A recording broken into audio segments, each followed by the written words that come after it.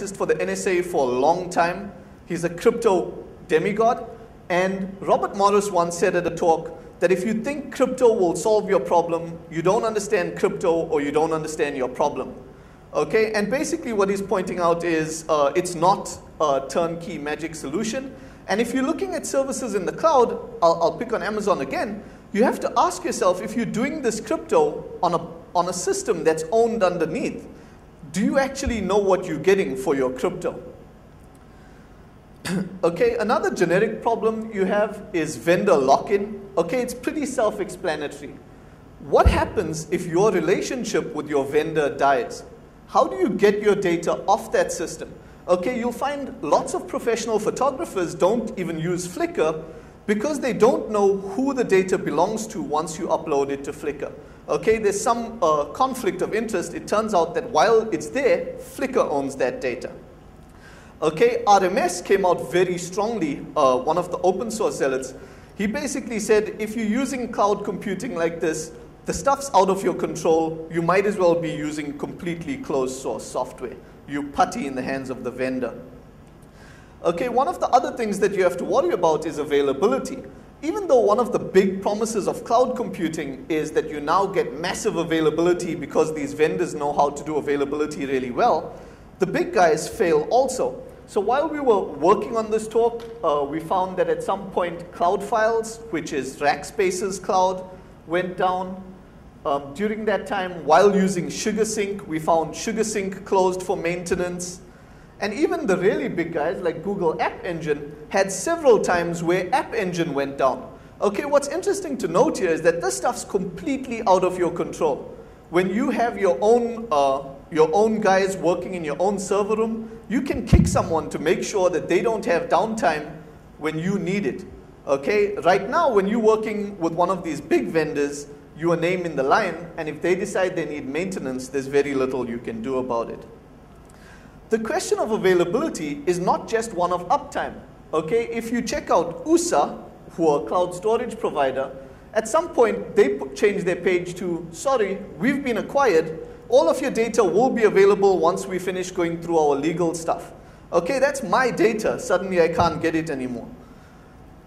If you go to TechCrunch and try to look up who the big names in online storage are, they have a few of them, and you'll see down there in green, they list OmniDrive as the big players. Okay, you go to OmniDrive, and OmniDrive says, sorry, we no longer available. We recommend Nomadex. Okay, and this is not even OmniDrive. OmniDrive's gone. These other guys just bought their domain so that they could get a good referral. Okay, and if you're looking at it from a testing point of view, there's other things that affect availability. You can think of it really simply. If you use Gmail for your email access, and I were to go hammer away at your login and lock out your Gmail account, how do you convince Google that you're you again? Okay, it's a really simple attack that can be extended to any of the cloud paradigms that people need to be worried about. The next big thing that comes up is the question of monoculture. Okay, so all of you should know that picture. Okay, that's Dr. Gear. Just viewing that picture generally means that all of us get a little bit cleverer. Monoculture Gate was really big a few years back. Okay, basically, Dr. Gear and a few of his colleagues published a paper that said that our increasing reliance on Microsoft systems built a monoculture that was basically setting us up for cascade failure. Okay, he said, we're using the same platform across, we're going to be in trouble. Everyone rallied to his call. And in fact, lots of people did it just because of the normal anti-Microsoft hype. Now what's interesting is, with cloud computing, we're heading for almost exactly the same paradigm, but you don't get people making that same call.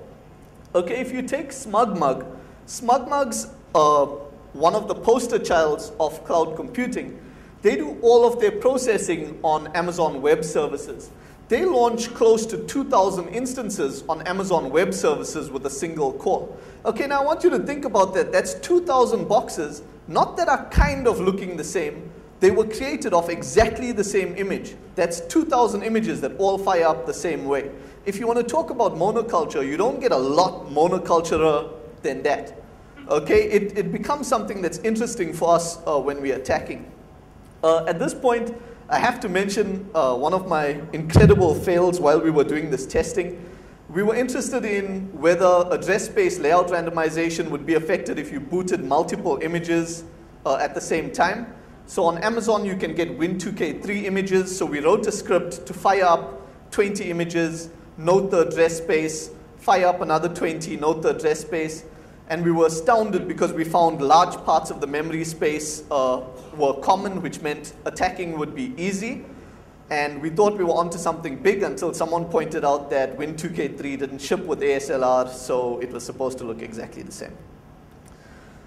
Okay, so really quickly, one of the other problems with the cloud is you're going to extend your attack surface. Okay, we already know that if you're running an organization, you've got phishing problems. Okay, what happens now is your phishing problems extend to your vendors. Okay, already we've had cases of Twitter users getting phished and their stuff being used. We've had Facebook users getting phished. We've even had Salesforce.com, where administrators were phished, which led to their customers' data being leaked, which then became a big problem. Okay, you can control this when it's in your own organization. What happens now when it's moving to somewhere you don't have any control over?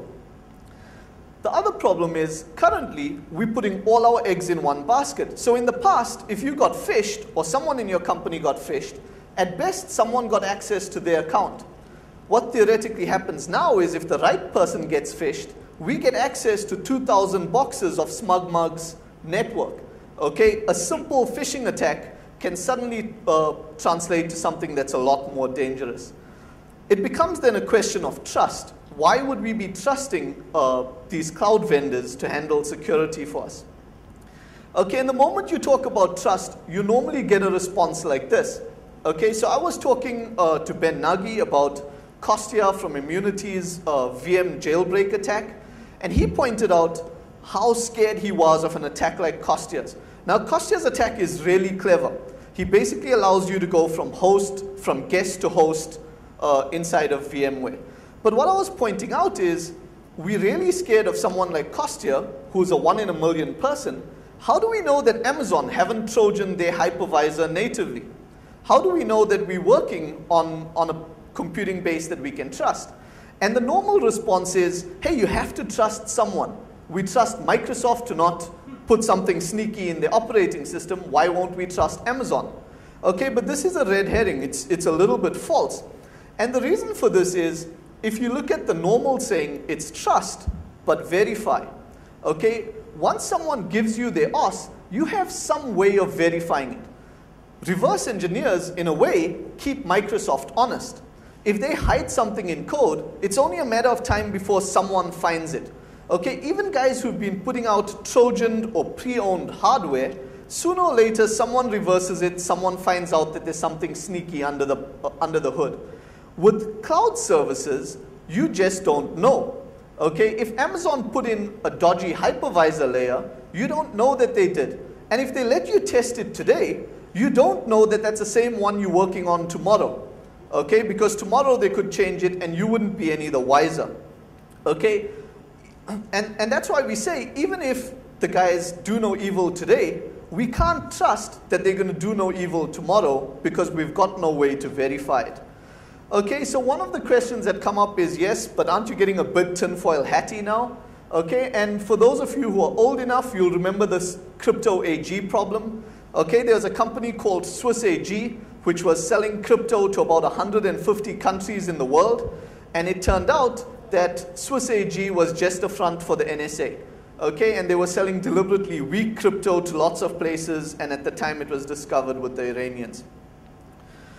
Okay, so one of the things that you need to consider is, with the move to cloud, it's almost synonymous with a move to web applications.